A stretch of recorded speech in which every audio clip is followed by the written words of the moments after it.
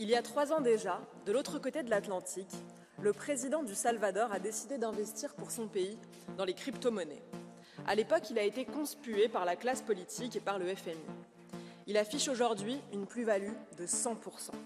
Des centaines de millions de dollars disponibles pour son peuple, pour la sécurité et pour la souveraineté de son pays.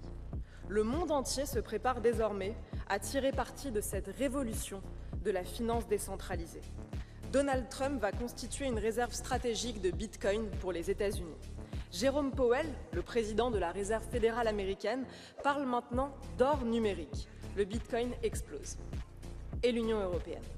Que fait l'Union européenne? Elle dilapide notre argent dans des gabegies invraisemblables. Elle continue d'accumuler des déficits tragiquement inflationnistes. Elle s'obstine à réguler, taxer, freiner. Il est temps de changer de paradigme. Il est temps de protéger nos peuples face à l'inflation et aux mauvais choix économiques de nos États.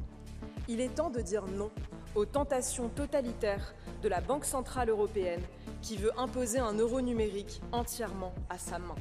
Nous ne voulons pas de ce monde dystopique où un bureaucrate européen pourra demain nous interdire certaines transactions et même nous éliminer du système bancaire en un clic pour un simple propos tenu sur les réseaux sociaux ou pour une opinion qui déplaît. Il est temps de miser sur la liberté.